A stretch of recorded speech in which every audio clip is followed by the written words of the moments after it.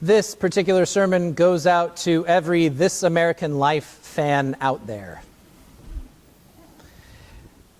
There's a particular story we tell ourselves, and by we, I mean virtually every person on the planet. And it goes like this.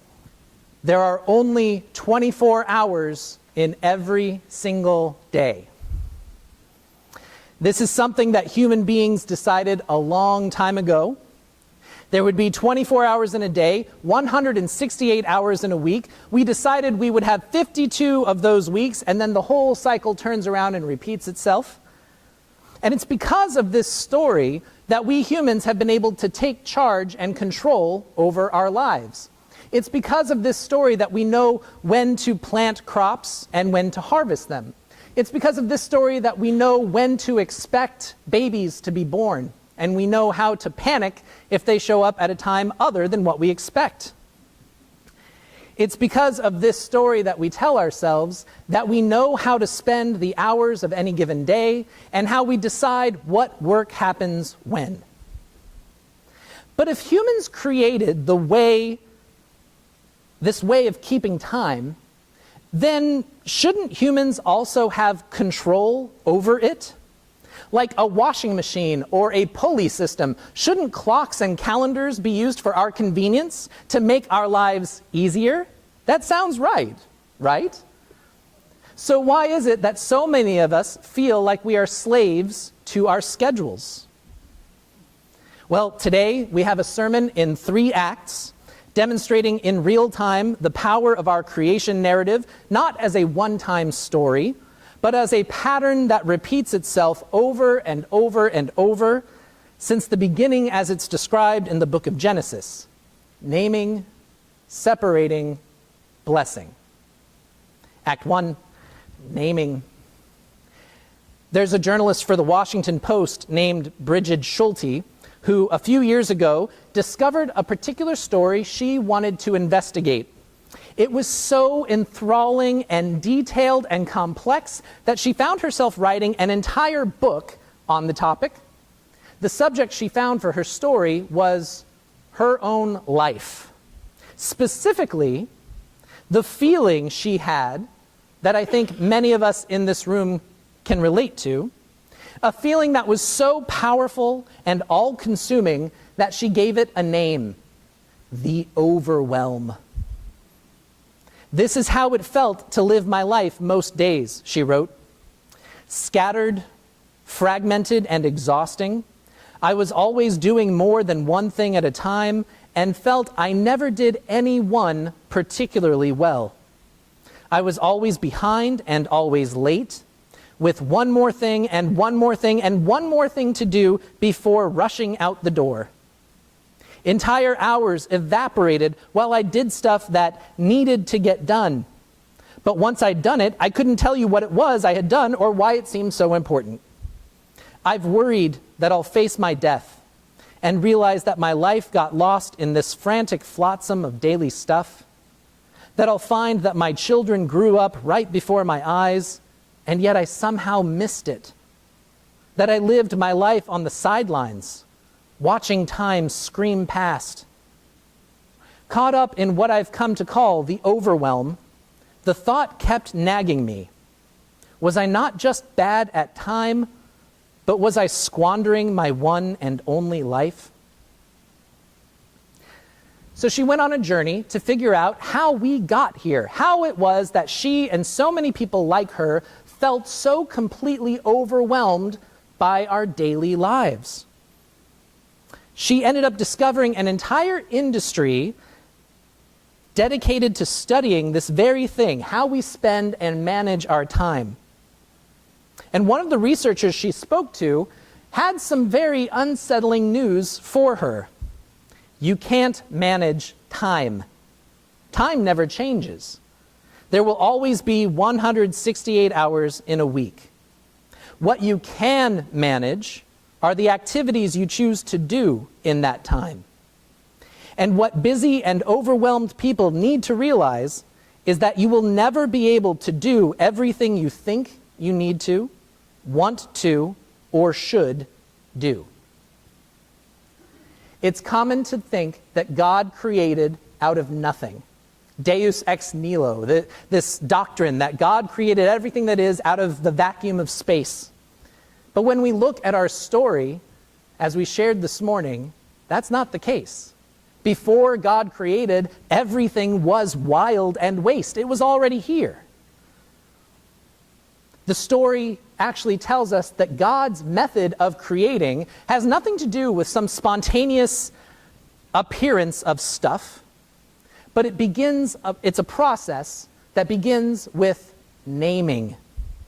Naming one thing among all things. Light, sky, water, humans. Humans created in the image of God. Humans made as co-creators with God.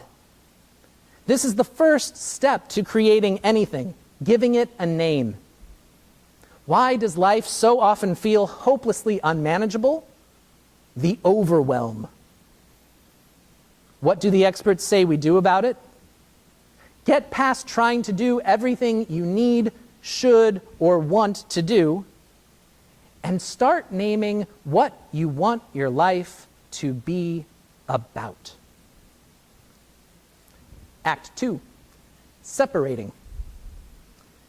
If you've never noticed the cloth that's on our communion table, or if it's been a long time since you've come by to give it a look, I suggest you do.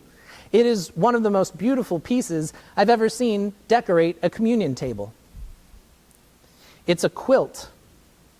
Quilting is a distinctly American art that started during the Great Depression, as people would take fabrics of old clothes and sew them together to have a quilt to keep warm in the winter. And decades later, it was revived as a particular art form, and it was mainly focused around storytelling. And this quilt that so many of you helped contribute to and helped sew together, my understanding is that it was our dearly departed Marcia Gibbons who really rallied everyone around this project. Our own Judy Mitsui has shared a story of this quilt, and what she says about it is a story made up of many stories. 55 families submitted 73 pieces of cloth that tell the history of First Congregational Church of Kittery Point. By combining these materials from each individual in the church, they combine to tell this grander story, but it's a story made up of smaller stories, of weddings, babies, family tartans, memories, music, favorite things from home. What better way to symbolize what happens at the communion table, where we all come, we all bring what we have and our own stories, and we contribute it to the larger story of God's people. Now this week, we constructed something that is sort of quilt-like. It is a weekly planner, it's right down there, and we asked everybody in the congregation to submit stories, to submit items from your week. What are the appointments that you had to keep? What are the things that happened last minute that you didn't plan for? What did your week look like? And several people submitted things from their week, and so we've assembled this, I think, rather beautiful item as well. It's got its own color to it, and it's nice and vibrant, and it tells a combined story as well. This is the story of this previous week as lived by the First Congregational Church of Kittery Point. Now, I can't help but compare and contrast the quilt and the planner. I can't help but notice that there's some similarities to them, mainly that we all take our individual stories and contribute it to something larger, but that's kind of the only thing they have in common. When I look at the two, I notice that one is very soft and inviting, and the other is kind of rigid and inflexible. I notice that one helps us to revisit fond memories, and it represents our favorite things about ourselves, and the other, not necessarily. It's largely a list of things that happened this week.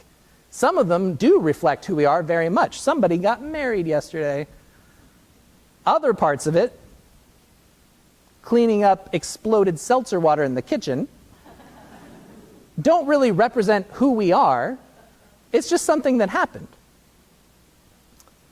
One is aspirational, an intentional story comprised of symbols that represent the best of ourselves, and the other is just a random collection of our week.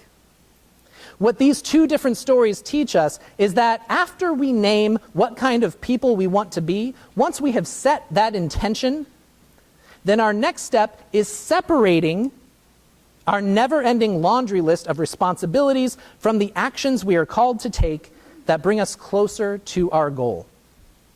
Our creation story reminds us that God has shown us how to do this, how to separate everything one from the other. And it's actually not quite as legalistic and managed as we like to think.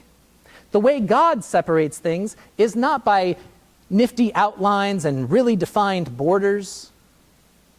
It's not by giving something permission to happen.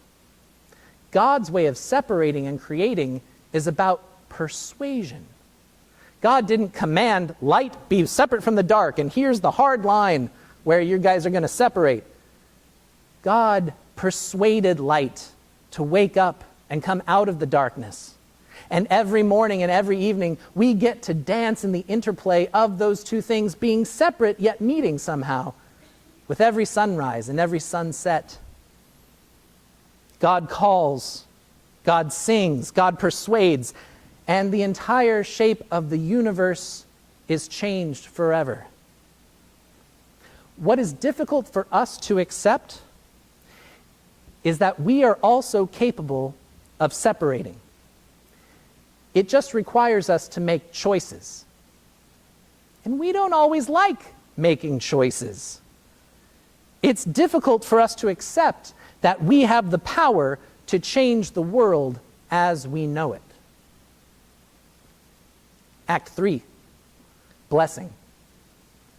Here's a story that's not part of our story, at least not listed here in our planner.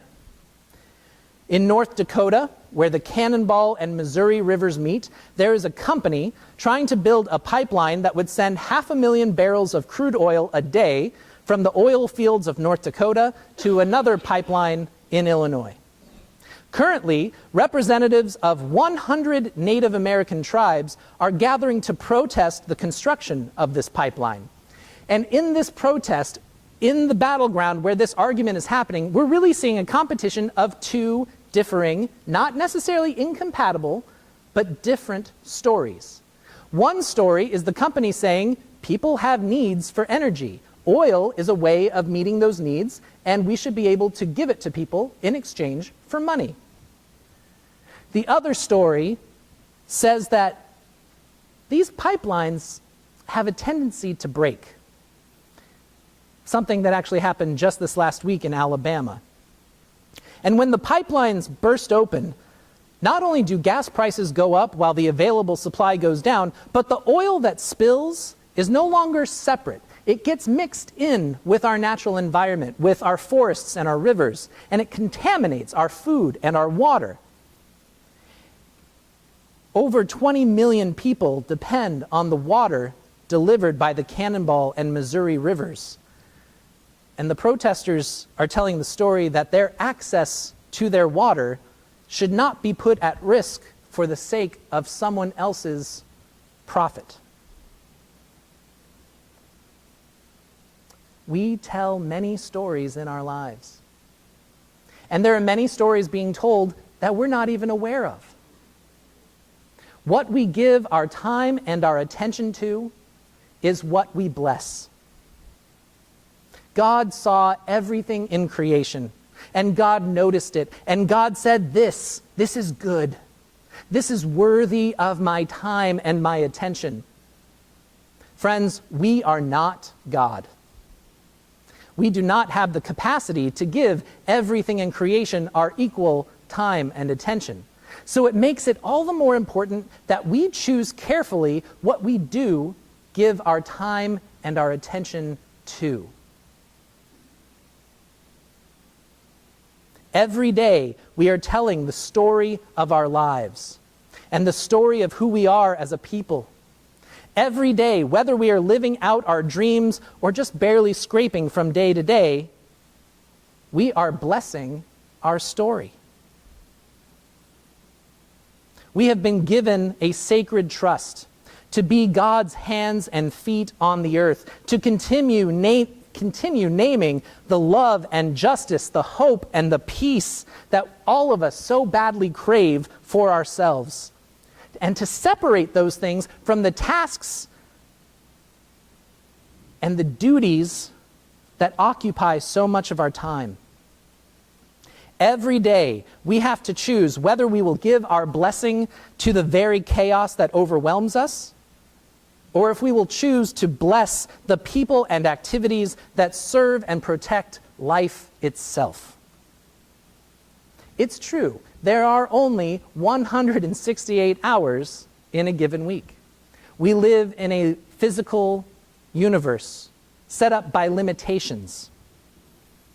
And as the President and General Minister of the United Church of Christ, John Dorhauer, said recently, when we stop playing within limits and we start playing with the limits, we begin to embody something central to the very nature of the Creator. Behold, I am about to do something new. Friends, it's a new week. Our upcoming story has not been written. You are empowered to bless the next chapter that we tell in our ongoing saga of being God's people in Kittery Point. Go forward from this place and know that you are blessed in the telling of it. Amen.